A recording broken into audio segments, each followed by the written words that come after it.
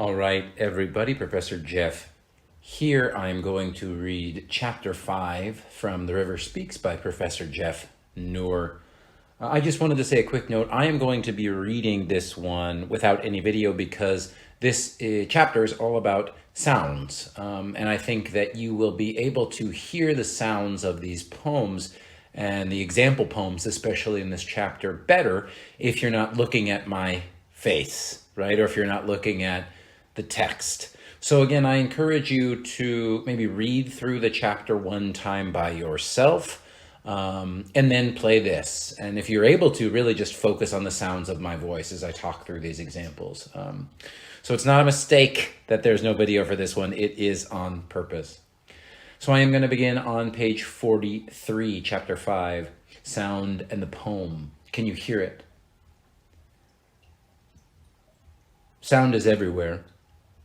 It is around us constantly, and we are regularly moved or startled or taken by sound. Take, for example, the crashing together of two train cars coupling at the rail yard, the crunching of a can under a girl's foot, the fast panting of a dog in the shade of a tree, the screech of tires against asphalt, the plunk of a rock in a pond. These sounds we know. Maybe we hear them every day, depending on who we are and where we live. Often we don't think of them as poetic, but we have reactions to these sounds when we do hear them. Sound is something that moves us. It can frighten us or relax us and delight us. And because of this, the poet will attempt to capture the sounds around us in words, adding them to the sensory experience a reader encounters in a poem. In our daily lives, we've learned to hear sounds and move right past them or through them. In fact, we've learned to hear without performing an attentive act of listening. And yet the same magic that is held in imagery is held in sound. But we need to slow down and listen momentarily to catch it. Of course, this is what's happening in a poem. The writer temporarily slows the reader in a moment in order to show us what is important. The sound might be presented simply in one line as something no more than the lids of pots clanging together like a bell. We should note that in their attempt to capture the world, the poet has presented the sound, taken the time to create a whole sensory experience for us. The reader should feel a freshness in hearing the world, in some cases for the first time, because often we are entering the poet's world through the poem for the first time. We should be captivated. We should turn to say, how beautiful, or how ear-scraping, or, well, I've never thought of it that way before. And up on the top corner of page 44, you see the quote from Naomi Shihab. As you rub these words together, they spark and whole new combinations happen. The creation of sound in a poem. Now, poets will create sound in two ways. One, through the careful word choice, they will capture and create the sounds of the world. And two, they will create sonic effects in a poem through the inherent sounds and words created by consonants, vowels, and stressed or unstressed syllables. So, when choosing words for poems, the poet will consider how they will function in the poem and what meanings will emerge from them. Through diction and other conventions such as rhyme, rhythm, and meter, the poet creates connections between words that develop meaning and enhance our reading experience in the poem.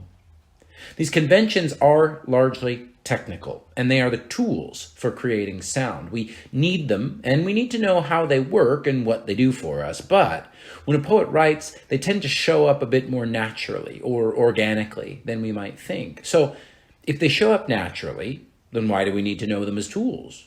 Well, we need to know them as tools because when a poet revises the sound, doesn't just blossom onto the page, the poet works to place sound quality into the poem. Though for a reader, this should all be transparent. We should hear things in the poem, but we should also know if we go back to analyze the poem that the poet has most certainly strained to embed it with sound to enhance the poem's effect. So let's start by talking a bit about consonant and vowel sounds in words. Alliteration, consonants, and assonance are poetic elements that arise from the use of consonants and vowels. Alliteration.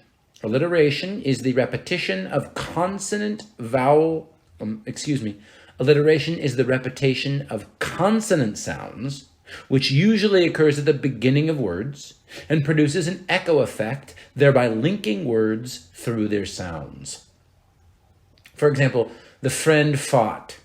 There, the emphasis is on the F at the beginning of both words, right? So again, small, short example of alliteration. The friend fought. Or in another case, the snake silently slithered away. So S, snake, S, silently S, slithered, right? So alliteration, the repetition of consonant sounds, usually at the beginning of words. Now, alliteration is a common tool. Next time you sit down to write, think about it and make a point to use it. And you'll also begin to see it in the poems you read. Now, poets also employ consonance, which is the repetition of consonant sounds in closely placed words. For example, we might have the words slumber and member. And what we hear in this is the same consonant sounds in the middle and the end of each word are the same, right? So slumber, slumber, and member, right? Now, this is not a real rhyme, but there are some of these repeated b, and sounds. So slumber, member, they don't rhyme, but because of this consonance, we get this feeling inside of the connection between these words.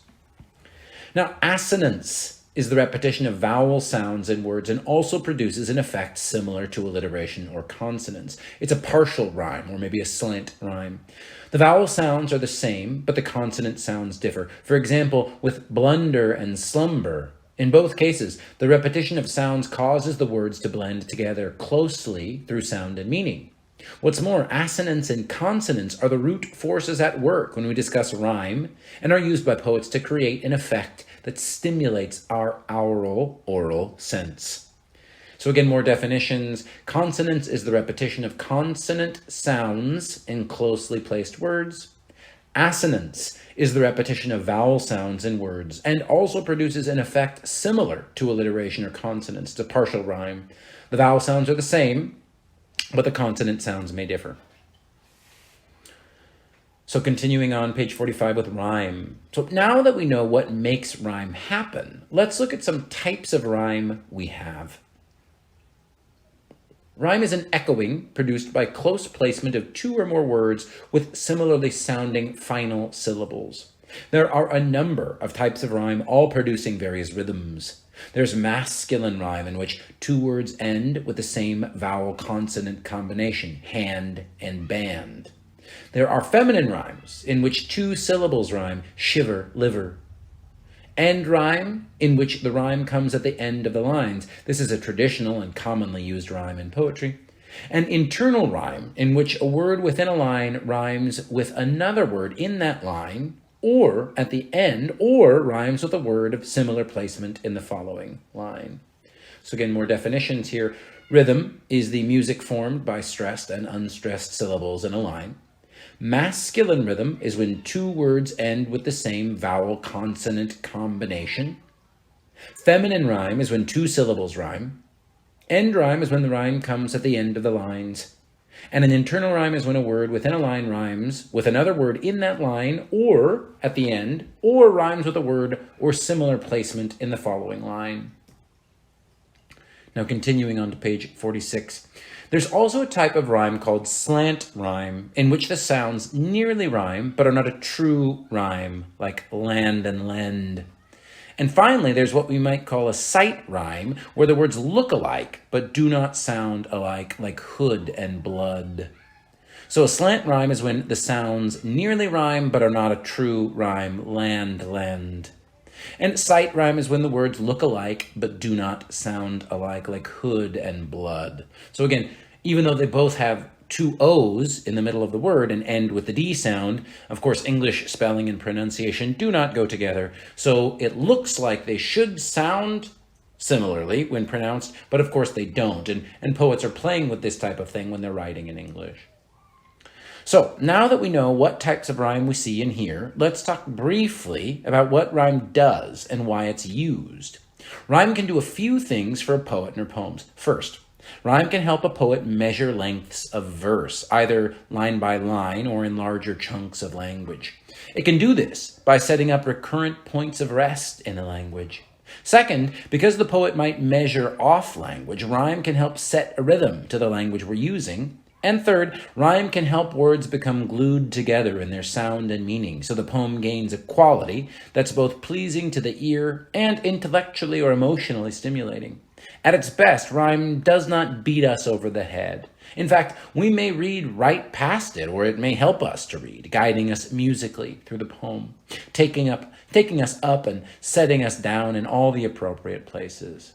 Now, let's look at how much rhyme is employed in the following poem by Maxine Kumin, but without the rhyme overtaking the sound of the poem. So this poem is Woodchucks by Maxine Kumin. Gassing the woodchucks didn't turn out right.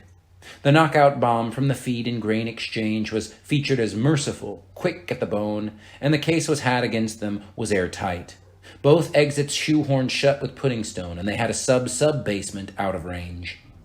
Next morning they turned up again, no worse for the cyanide than we for our cigarettes and state store scotch, all of us up to scratch.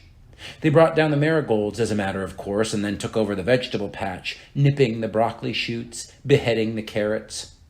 The food from our mouths, I said, righteously thrilling to the feel of the 22, the bullets' neat noses. I, a lapsed pacifist, fallen from grace, puffed with Darwinian pieties for killing, now drew a bead on the littlest woodchuck's face. He died down in the ever-bearing roses. 10 minutes later, I dropped the mother. She flip-flopped in the air and fell, her needle teeth still hooked in a leaf of early Swiss chard. Another baby next. Ooh, 1, 2, 3. The murderer inside me rose up hard. The Hawkeye killer came on stage forthwith. There's one chuck left. Old, wily fella. He keeps me cocked and ready day after day after day. All night I hunt his humped-up form. I dream I sight along the barrel in my sleep. If only they'd all consented to die unseen, gassed underground the quiet Nazi way. As we read Woodchucks, these sounds drive the poem in a very transparent way. For instance, you may not have even noticed that in Miss Kumin's poem, she employs rhyme at the end of the lines. And the internal rhyme is plentiful throughout each stanza. All of this helps to pace the poem, create a gentle momentum, and glue words together by heightening the way we hear them in the poetic context of their meaning. What this creates is a sense of following this true-to-life, if humorous, poem until we're slapped at the end with a serious historical underpinning. We might ask after our first read, how did I miss that? But upon another few readings, we see the focus on imagery, rhyme, rhythm, and pacing in the poem keeps us focused on the moment of the farm and the tension within our persona. Right? Finally, another element of sound to consider is onomatopoeia. When a word sounds like or resembles what it is. For example, a snake hisses. Or for another example, the wood fell with a thud into the ground. Hisses and thud. These are words that we've created to represent the sound that is made by the snake or that is made when the wood hits the ground. Now, we can come up with a number of examples like buzz, rattle, honk, and more. This is a very effective tool for sound because the poet may use onomatopoeia to act on its own or may find very original ways to couple words and enhance a rhyming effect. Along with these aforementioned tools, it can be important to consider the number of syllables in words that come together in lines and stanzas, next to each other and on top of each other in different lines. Considering syllables alongside alliteration, assonance, and onomatopoeia can combine to produce euphony or cacophony in poems. Euphony is the blending of sounds into a pleasurable effect on the ear, while cacophony has the opposite effect and produces a noisy or unpleasant effect on us. This may happen from the true sound of the word's meaning, or it may happen based on line structure and a group of words. For example, in James Wright's lines, the cowbells follow one another into the distances of the afternoon. These cowbells are not breaking apart our afternoon with their clanging. In fact, by following one another into the distance, they are actually getting quieter. They are producing some sense of relaxation. While these technical conventions of sound need to be thought about consciously, we should also allow them to just be in the poem and work on us without looking for them.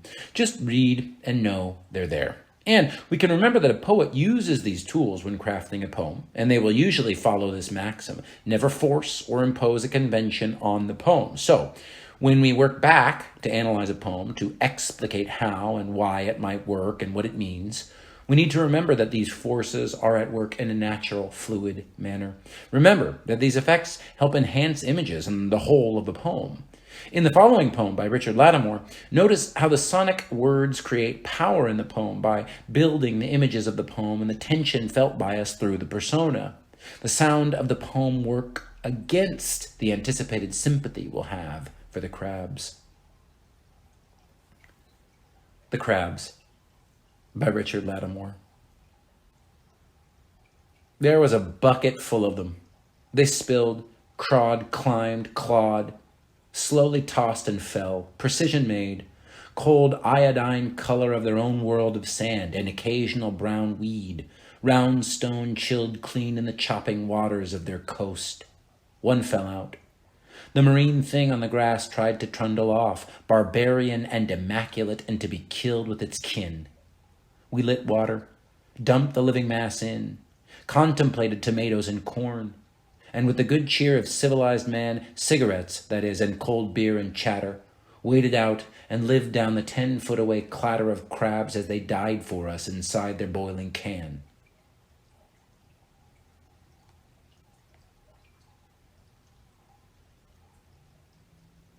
So Professor Knorr has given us this example of the crabs. I think, as he says here, certainly as an example of cacophony. So again, that definition on page 48 is when a word or words produces a noisy or unpleasant effect. This may happen from the true sound of the word's meaning, or it may happen based on the rhythm of line structure and or word groupings. And in the crabs, we get all of that. You can look at the different line lengths. It's all one big stanza. But of course, you get lots of k sounds and s sounds and t sounds. And these are just harsher sounding sounds, right? And that produces this feeling of cacophony. Whereas euphony is the blending of sounds into a pleasurable effect on the ear. This may happen from the true sound of the word's meaning, or may happen based on the rhythm of line structure and or word groupings. All right, moving on to page 49, lines and stanzas. In understanding differences between poetry and prose, one of the things most identifiable to readers is the difference between how the two look on the page. Other than the prose poem, we can look at a poem and identify it as such. While this is a very basic tool to identify a poem, it works. But what we are identifying as different is not just an insignificant part of a poem. Rather, lines and stanzas are major elements in poetics. So as a reader, it's important to understand what they might do for a poem. A line is just that. It's a line of text in a poem. A stanza is a group of two or more lines set together in a poem and often arranged around a metrical or rhythmical pattern. And in poetry, we will find that a poem may be all one stanza, or it may be divided into, say, 6 4-line stanzas. So now that we know what they are, again, a line is a line of text in a poem, and a stanza is a group of 2 or more lines set together and often arranged around a metrical, conceptual, or rhythmic pattern. So now that we know what they are, let's talk a bit about how and why a poet uses lines and stanzas to affect their poems. Now, lines and stanzas occur often in a very natural, organic way. In other words, the lines or stanzas form naturally, and the poet is paying attention to breaks in lines or groupings of lines driven by the content and the inherent rhythms of the language. So, lines happen because the writer decided to break phrases the way she thinks or feels the words. And stanzas may occur because she feels a group of lines works well together conceptually. But let's take a closer look at lines. Now, lines do a number of things in a poem, both spatially and conceptually. In relation to space on the page, the way words appear, lines provide a spatial context in which the words function. This is initially the way the words look on the page, the way we see them. But as we read the poem, it becomes not just how they look on the page, but how the words work with and against each other in the reading process. For example, note the difference in the two examples of the following lines. The wind swept off the dunes and raced against the waves, pulling their white hair out away from shore. Here, we have 5 lines broken ostensibly to show their images in each line. But note that the lines begin with an article, prepositions, and a gerund. These are not bad choices, but consider the possibilities. Think how many ways the writer might break them. Let's look at a revision of these lines. The wind swept off the dunes and raced against the waves, pulling their white hair out away from shore. So again, the way I would read these, the difference, page 49, the wind swept off the dunes and raced against the waves, pulling their white hair out away from shore. And on page 50, the wind swept off the dunes and raced against the waves, pulling their white hair out away from shore. The first thing we might notice is that we get longer lines in this choice of line breaks. We might also notice a change in the rhythm of the language. Having words and pulling at the end of the lines doesn't seem natural, but it may also create a sense of tension in the language, or a sense that the wind is working against the natural rhythm of the waves. We might also note that this line structure seems to complement the internal rhyme in lines 2 and 3 a bit more than the previous line scheme. No matter the changes, notice that the line acts as a frame of emphasis and causes us to subtly, even subconsciously, focus on different emotions, thoughts, and or parts of the poem with each change. The line is a place for the words to take on a collective connection. This means that as a reader, we must be constantly vigilant through every moment of the poem. Now, this brings us to another point about lines and their function. Lines provide the poet a way to create or control the rhythm and musical sense of the poem.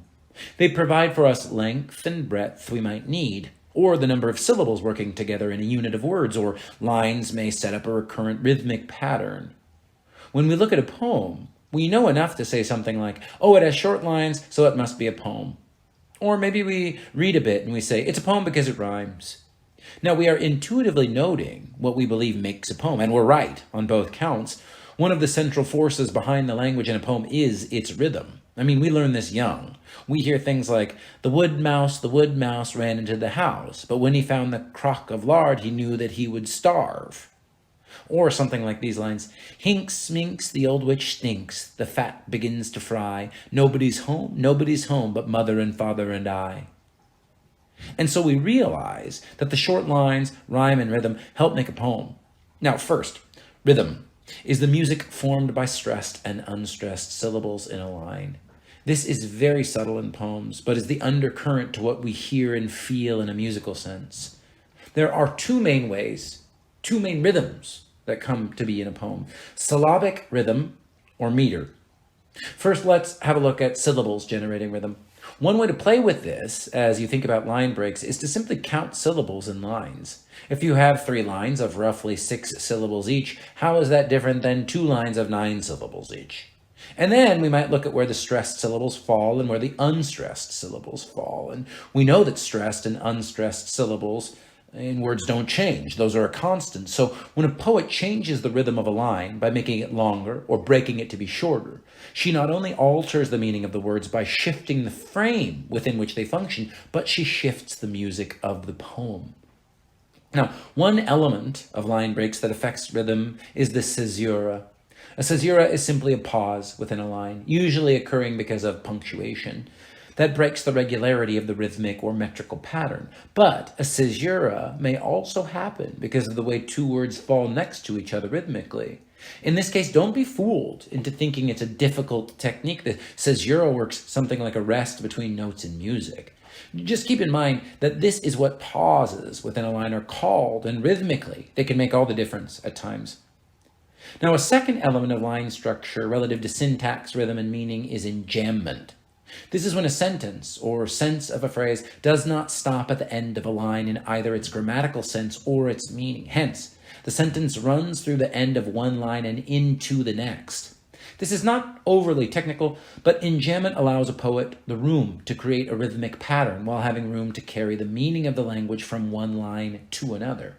As you become more and more aware of how it and other elements are subtle forces in the lines of a poem, you are creating a deft ability to analyze meaning and apply interpretations.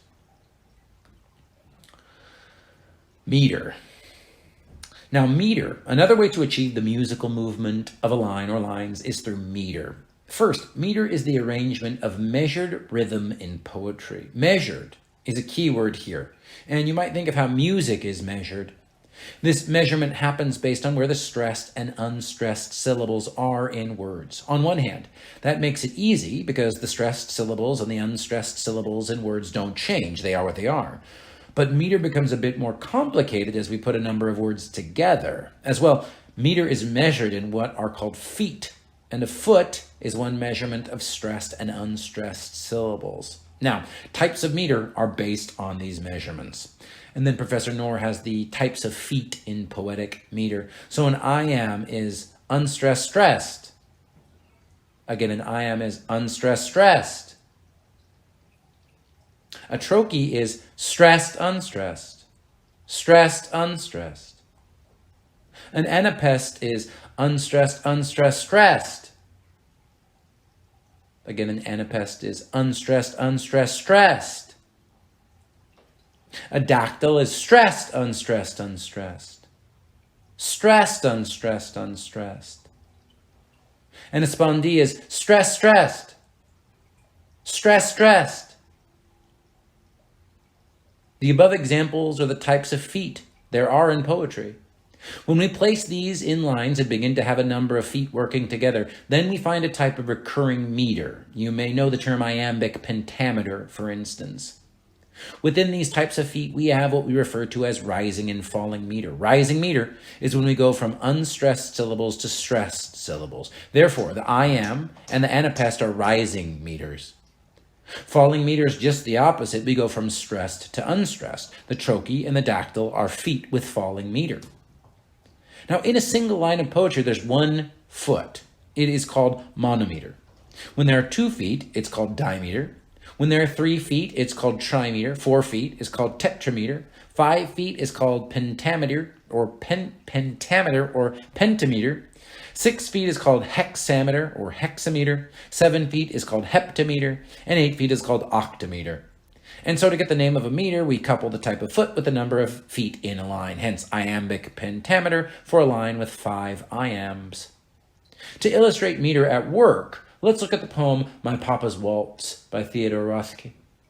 This is a relatively common meter, but rather than telling you what it is, see if you can figure out what it is on your own. My Papa's Waltz by Theodore Rothko. The whiskey on your breath could make a small boy dizzy, but I hung on like death, such waltzing was not easy. We romped until the pan slid from the kitchen shelf. My mother's countenance could not unfrown itself. The hand that held my wrist was battered on one knuckle. At every step you missed, my right ear scraped a buckle. You beat time on my head with a palm caked hard by dirt, then waltzed me off to bed, still clinging to your shirt. Something to note with this poem is that Mr. Rothko must have chosen this meter because it closely mimics the beat of the waltz. Hence, the meter seems very natural in this poem and rises out of the content of the poem. It's not imposed. So we might argue that Mr. Rothko couldn't have written this poem any other way. Now, to illustrate a falling meter, here's a line of trochaic tetrameter, meaning the line has a stressed, unstressed foot, the trochee, and it recurs 4 times, the tetrameter. Fighting was her huge obsession. She threw pitchers at her husband. So again, that example. Fighting was her huge obsession. She threw pitches at her husband. Fighting was her huge obsession. She threw pitchers at her husband. Notice that the last foot of the line breaks in the middle of a word. This is a reasonable thing to do in constructing meter and provides poets some latitude in word choice and line structure. This may seem technical, and to use a car metaphor, this is like understanding the strokes of cylinders. In poetry, where we want a strict meter, and especially in poetic forms where poets pay close attention to recurring metrical patterns, the beats in each foot of each line are like the spark plugs firing inside the engine. With a well-tuned line, the poem runs smoothly. But then again, let's remember that a poet might actually break the recurring meter for the effect. So in the end, meter provides a sense of rhythm, which is recurrent, at the least, say in a nursery rhymes. Meter provides us a sense of beat and music and bodily pleasure. If we use it to mirror what is happening in images, it might be used to create the natural rhythms that are taking place, say a horse galloping or people dancing. Remember Theodore Roethke's poem, My Papa's Waltz, wherein the meter of the line mimics the waltz and even mimics when the father misses a step. At its best, skillfully used meter gets woven into the subtleties of the language. It gets used according to the natural cadences of speech, the meanings of words, and the way in which language is portrayed in a poem. And finally, the stanza. A stanza is a group of two or more lines set together in a poem and often arranged around a metrical or rhythmical pattern. In free verse, these groups of lines do not need to be the same number, but when a stanza occurs, it is usually always doing the same job. It signifies that there is some type of organizational structure to the words, lines, and poem. Often, a writer organizes lines into stanzas based on some conceptual coherence. So no matter how many stanzas a poem has or how those stanzas occur in the poem, maybe some have 3 lines, maybe some have 4, maybe all have 2, the stanza serves to provide some sense of coherence to the lines. The movements between stanzas help guide us smoothly through the meaning of the poem. I sometimes hear inexperienced poetry students make the comment, in the 4th paragraph of the poem, well, I'll correct them so they're using the right terminology, but the mistake is understandable. They see the stanza as acting like a paragraph, and in fact it does in some ways. It often houses lines of similar content, and it typically has a sense of unity and coherence. However, that unity and coherence often is driven not simply by meaning, but by a number of poetic elements, including rhythm, working together in the stanza. Now, in fixed form poems, stanzaic structure is guided by the type of poem, a sonnet, a sestina, a villanelle, etc. The dominant meter, for instance, iambic pentameter or tetrameter, and the rhyme scheme. For example, a 4-line stanza with iambic pentameter and a rhyme scheme of AB might be used as the first stanza of a sonnet.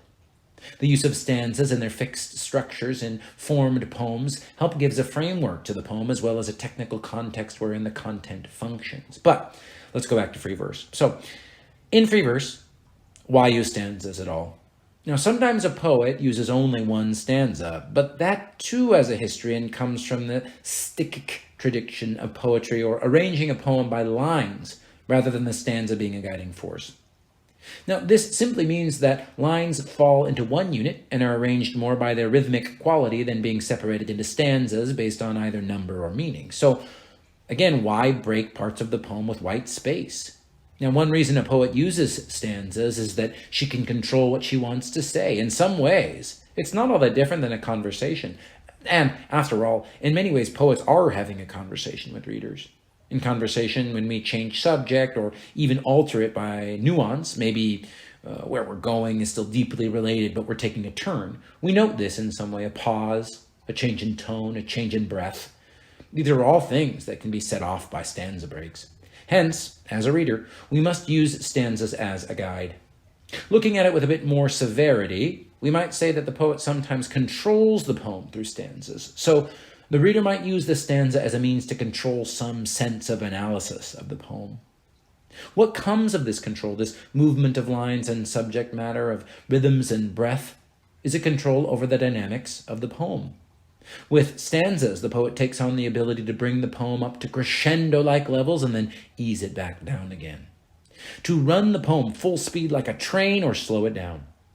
When a poet takes the poem up to a high point and brings it down again with the use of stanzas, she ought to do this because the subject matter calls for it.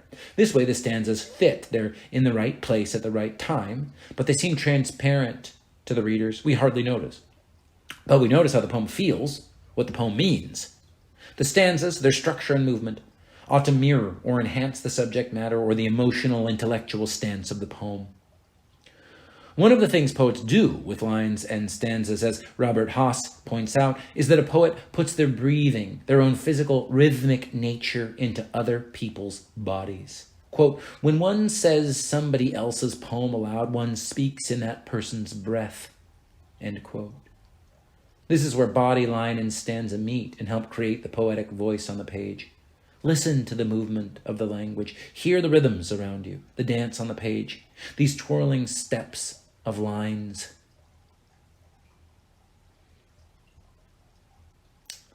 And on page 56, Professor Noor has some activities encouraging you to try out here to practice with sound.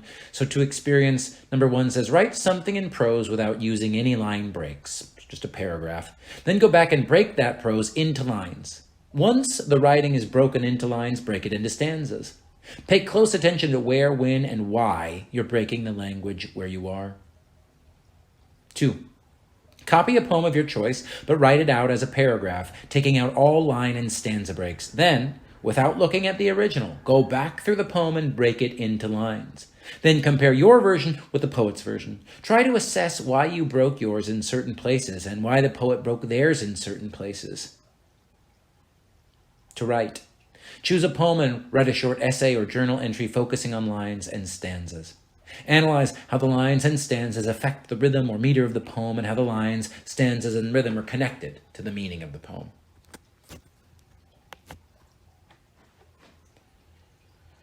Great. So at the end here, I'll just say again, this is another chapter that has a lot of dense material and a lot of dense ideas, right? Especially I want to talk about page 52 and 53, monometer and dimeter, and some of the more complicated ideas about the feet, right? The iamb and the trochee. You know, again, this is not the type of class where we're doing a very deep dive into these issues. If you want more information about them, please let me know and I'll be happy to help you. But the most important thing, especially for us now, is to I really do want you to think about rhyme scheme, internal and external rhyme scheme. I really want you to think about stressed and unstressed syllables. So if I ask you to identify stressed and unstressed syllables in a line of poetry, I would like you to be able to do that. And I'd also like you to really think about the ideas of assonance, consonance, and alliteration, because you don't have to, you don't have to be a literary scholar to hear friends fought, 2 words with F at the beginning next to each other, and then think, the friends fought, the friends fought. What's the difference between the friends fought and the friends disagreed, right? Because we are making choices, especially as poets, when we're making words with similar sounds appear in the same line or close to each other. So I really do want you to think about those 3 things as well. So if those ideas didn't make sense, go back and think about them. I encourage you also to go back and reread Woodchucks to see how poets can play with rhyme in really interesting and complex ways, and be ready to bring any questions that you may have. And I hope you enjoyed chapter 5.